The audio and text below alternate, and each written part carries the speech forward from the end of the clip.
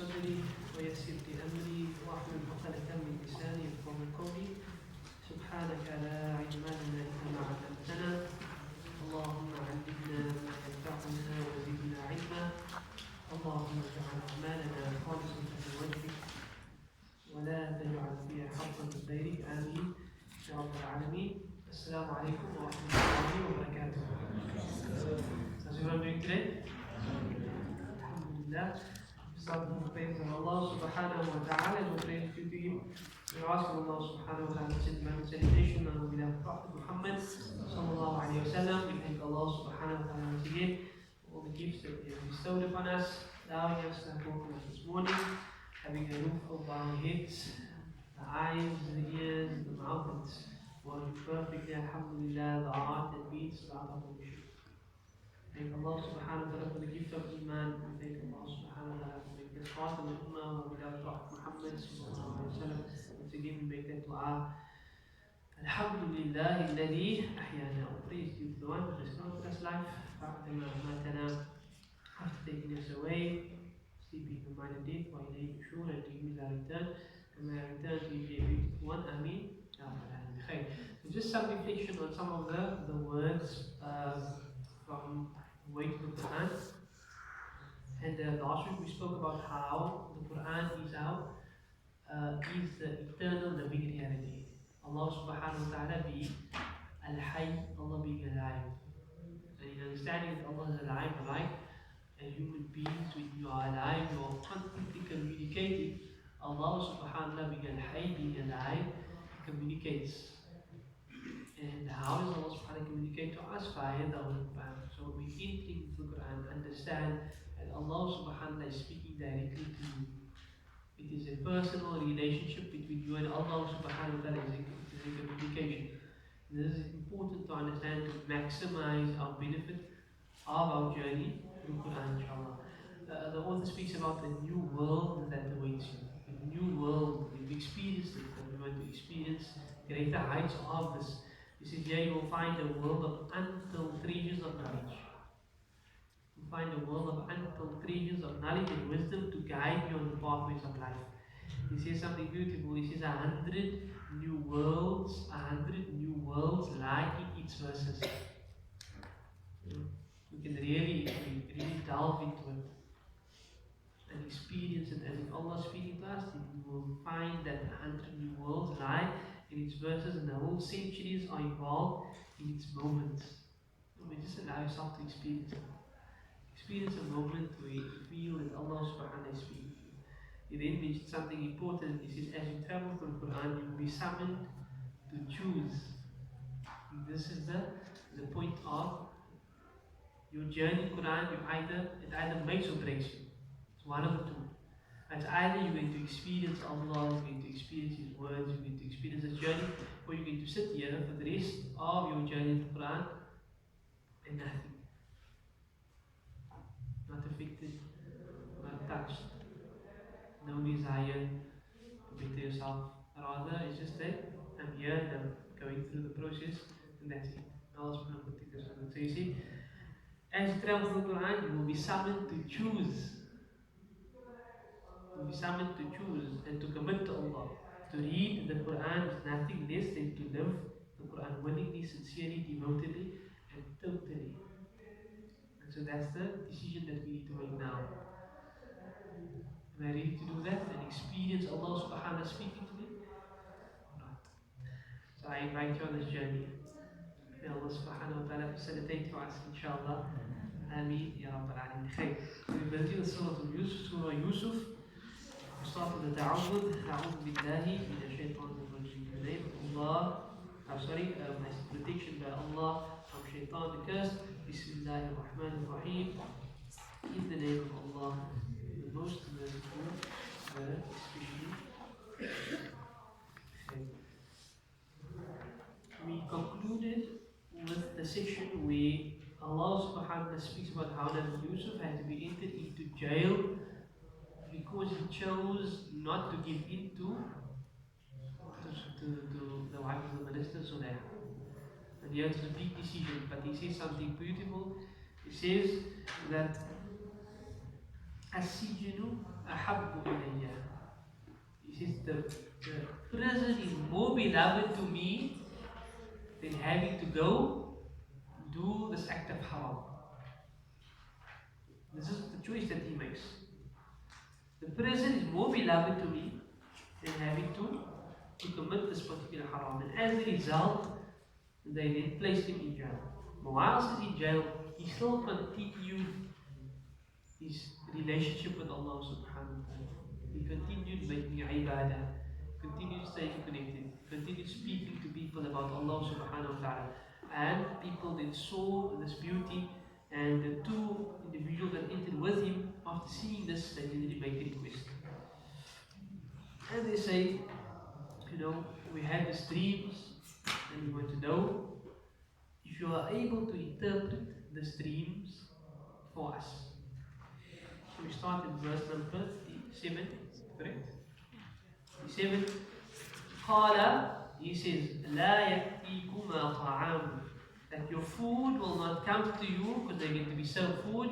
Your food will not come to you, ترزقانه, that you are going to be sustained with, إلا نبأتكما, except I'm going to inform the two of you بتأويله, with its interpretation and with its understanding. So you both came to me. You said you want to know about the streams, and before the food comes, I will already have given you the message. قبل أن يأتيكما, before the food comes to you. ذلكما, that is مما, from that which علمني ربي, that is what my Lord has told me. So the reason he says before the food comes is because there's something else that he's going to insert before he gives them the interpretation. So don't worry. This is verse number 37. 37.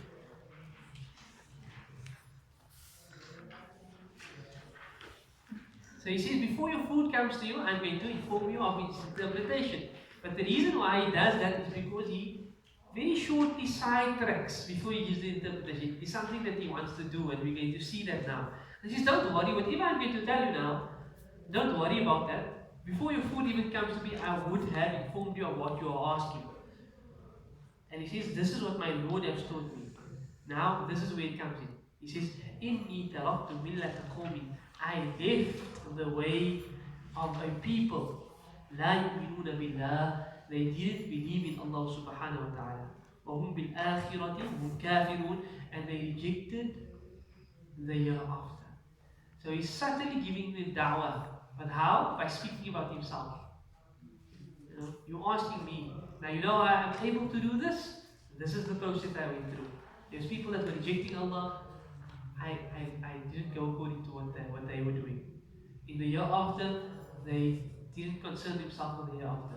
They rejected the year after. وَاتَّبَعْتُ, and I followed مِلَّةَ, the way, آبَائِي, of my father or forefathers, Ibrahim, وإسحاق, ويعقوب. Ibrahim alayhi salam, Ishaq, and Yaqub. Yaqub being his father. So I followed this way. The way that connects me to Allah. The way that connects me to worship Allah according to how he deserves or how he wishes to be worshipped. مَا كَانَ لَنَا, and it is not for us أَن نُشْرِكَ, that we associate partners, that we make shirk billah, with Allah, min shay, in any way, in the least. ذَلِكَ مِنْ فَضْلِ اللَّهِ, that is of the fadl, the bounty of Allah subhanahu wa ta'ala alayna, upon us. So this was a gift from Allah, that me, my forefathers, we worship only Allah subhanahu wa ta'ala. وَعَلَى النَّاسِ, and upon people, upon mankind. This is a gift that Allah subhanahu wa ta'ala facilitates guidance towards him. وَلَكِنَّ أَكْثَرَ النَّاسِ, وَلَكِنَّ, rather, أَكْثَرَ النَّاسِ, most of people, لَا يَشْكُرُونَ, they are not grateful for the favors that I have bestowed on them. Okay. This is an important point that Nabi Yusuf makes over here. Allah subhanahu wa ta'ala says in another place in the Quran, وَقَلِيلٌ, qaleel means few, small little. min ibadi, of my ibad, ash-shakur, are grateful. Out of the millions and billions of people that are being created, there's only a few that are actually grateful to Allah subhanahu wa ta'ala. Now this is a hectic statement. Because out of the consistent favor that Allah is bestowing upon us, there's only a few people that actually show gratitude for that favor. Have you woken up this morning? Only through the permission of Allah. You're awake, you're alive, you're still here, only because Allah subhanahu wa ta'ala. Us being able to see each other, gifts of sight, only through the permission of Allah subhanahu wa ta'ala. The gifts of hearing, only through the permission of Allah. How many of us are grateful for these gifts? Being able to eat a nice plate of food. We continue through the entire day, just mentioning the favors of Allah. And in relation to all these favors, Allah says there's only a few people that are actually grateful. So by reminding ourselves of these favors, we make dua that we become grateful. There's a beautiful dua that we can make, inshallah. And it comes in the one place is Surah Nahl, and there's another place that comes with a slight variation. This is really beautiful where Nabi Sulaiman was gifted with many gifts. Many gifts. Did I mention this? I think I mentioned this last week. Did I mention this? Yes. Who remembers the dua? Even if you give me the translation of it. Yes, the dua where he makes dua for the city. No. Yes, I mentioned this last week. Yes. Okay, so now that it's confirmed that I mentioned, give me the dua. Okay, so he makes it a beautiful dua. It comes in two different places. The one is in Surah Nahl. So he's walking and he hears the ant speaking. Allah subhanahu wa ta'ala explains the ant now says, we need to get into our homes. Nabi Sulaiman is going to trample us.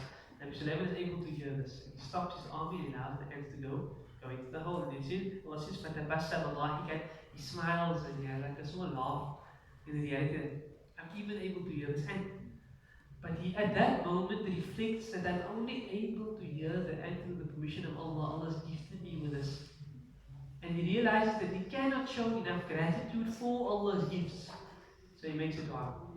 He says, Rabbi awzi'ni, oh Allah, you grant me the ability an ashkura ni'mataka allati an'amta alayya, to show gratitude for the favors that he has bestowed upon me. Because me, as a human being, I'm unable to. I'm unable to properly show gratitude for what you've given me. So Ya Allah, aid me in this. Allah, assist me to show gratitude. SubhanAllah. Beautiful dua. If you don't remember the Arabic, remember the English. Turn to Allah subhanahu wa ta'ala, asking Allah to assist you in becoming grateful. And the cycle is so amazing that when you are all grateful, then what happens? لَإِن شَكَرْتُمْ لَأَزِيدَنَّكُمْ. You asking Allah to make you grateful, but when you are grateful, then Allah increases you. He gives you more. And that's Allah subhanahu wa ta'ala. One of Allah's names is Ash-Shakur. He's the ultimately grateful. For the small things that we do. Come to the meal, you eat a plate of food, and you're grateful for the food that you have. Alhamdulillah, shukr ya Allah. And Allah becomes happy. Allah sustains you with a plate of food because you are happy and grateful for the plate of food. Allah becomes happy. Allah becomes ecstatic. So may Allah grant us the ability to be grateful for all the favors that He has bestowed. Because Allah subhanahu wa ta'ala says there's only a few, and Nabi Yusuf says over here as well, there's only a few people that actually show gratitude to the favors of Allah subhanahu wa ta'ala. He then says, Ya sahiba yissijin, O companions of the sijin, of this prison. He asked him a question, A'arbabun, is various deities, is various gods, mutafarriquna is different and separate, is worshipping all these different types of gods, khayrun, better, Amillah, or worshipping Allah, Al-Wahid, the one, Al-Qahhar, the irresistible. ما تعبدون, that which you are worshipping من دونه, other than him, or you are not worshipping other than him, إلا except أسماء, names, سميتموها, you yourself have named it. You created this thing and you named it Lat. You created this thing, you created it and you called it Uzza. You created this thing and you gave it the name. The stuff that you worship is stuff that you yourself created and you yourself named. How is it possible that you are worshipping these things? So before he gives them the interpretation that they want, he gives them some dawah. This is Nabi Yusuf. Antum, yourselves, wa ababukum, and your forefathers. Ma anzal Allah biha min sultan. And Allah subhanahu wa ta'ala has said no authority over this that you're doing. There's no right for you to do this worship other than Him, worship other gods, worship other deities. In al-hukmu illa lillah, the judgment remains with Allah. Meaning Allah subhanahu wa ta'ala is going to judge us in relation to this in the Qiyamah.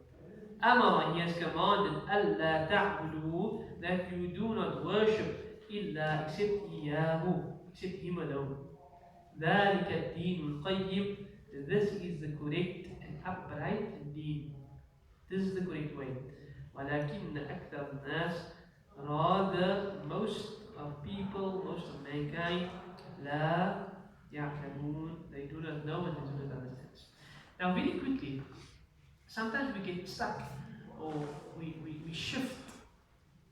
When Allah subhanahu wa ta'ala over here is speaking about the idols that you're worshipping, you named it. The idols that you're worshipping, the stone, this and that and this. What we can easily do is say, okay, that time they worshipped idols. We don't worship idols. We worship Allah, isn't it? So how do we, I started out saying that the Quran speaks to us. How does this apply to me and you? The reality of idols. How do we make it relative to us? How do we make it relevant to me and you? The concept of idols in our time. Is it possible that we can be worshipping idols? How so? Sorry? The TV. How's the TV becoming an idol? Sorry? Sorry? Don't watch. Okay. The language of God. So, just in relation to this, very quickly we can scan what in our lives do we give preference to over Allah. If there's something that we give preference to over Allah, then that has become our idol. We just need the verse now in the class before this in Surah Al-Furqan. Allah asked the question, Awa'ayta, have you seen, man ittakhada, the one who has taken ilahahu hawa, his own hawa, his desires, as his ilah, as his Allah. So his desires has become his idol, the thing that he worships. So Allah subhanahu wa ta'ala gives such references just in case you're thinking that the people of the past worship idols, we don't worship idols. Sometimes it's something that you're giving preference to over time, that has become your ilah. And these are important verses to reflect on, because if that becomes our life and we leave this world in that way, we get to be questioned. So who was your Allah? And then we will say one thing, but then our lives will be shown in front. Okay, so at this point in time, you did this. Was this for Allah or was that for? And then another point will come. So remember that day that you did this. So was that for Allah or was that for this other idol that you worship? And every time you will be summoned in relation to our actions. This is very serious. So the Sahaba were told, Jadidu imanakum, renew your iman. The Sahaba will reach the greatest heights in terms of the iman, they were reminded to renew the iman. So they said, كيف نجدد إيماننا يا رسول الله? How are we going to do this? What must we do to renew our iman? So they said, often say, La ilaha illallah. Say it until it becomes your reality. There's nothing that I'm focusing on more than Allah. There's nothing that I'm worshipping other than Allah. There's nothing that's causing me to deviate in Allah except that Allah is there. Say it until it becomes your reality. Continue saying it until it becomes real to you. Because there are too many idols out there today. Too many. Yes. Also, the wealth and your children can also. Yes. The wealth, if you're chasing the dunya consistently to the extent that you don't fulfill your duty towards Allah, then that has become your idol. That has become your ilah. There's nothing wrong with earning a lot of wealth, becoming rich. It is directly proportional to you being successful in that field. And if you're so focused on dunya that you can't even make salah anymore, and you're making tarawih at night, very big problem. Very big problem. You prefer something else over. Your children can become the thing that you live for. So Allah subhanahu wa ta'ala again gently to imanana, maybe renew our iman, maybe renew our connection to Allah, maybe renew our place towards Him. There's none worthy of worship except you, Ya Allah, and may we live according to this. These verses are so important because the reality is all of us are going to stand in front of Allah. All of us are going to have to answer. And if we fail that particular test, there's only one place for us to go. Ask for the protect us. As long as we have breath, as long as we have life, we have this opportunity to make the necessary changes in our lives. Allah is granting us opportunity. We will conclude with one more verse, inshallah, as our time is up.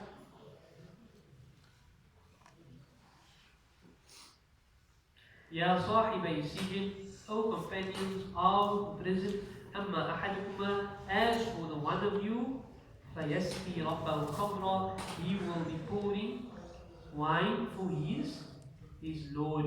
In that time they used anyone that is above you or that you're serving, they would call you Lord. So it's not the Rabb in terms of God, like the word landlord. You know, it's the person who owns the building. So in that time, you're going to be serving the one who you're working for, basically. وَأَمَّا الْآخَرِ, and as for the other, فَيُسْلَمُ, so he will be crucified. فَتَأْكُلُ الطَّيْرُ مِنْ, and Allah subhanahu wa ta'ala, sorry, in this verse it says, and the birds are going to be eating from his head. قُضِيَ الْأَمْرُ, the matter has been decreed, الَّذِي فِيهِ تَسْتَفْتِيَانِ, in relation to what the two of you have been asking. So before he gave them the interpretation, he gave them a reminder. One of you are going to be crucified now.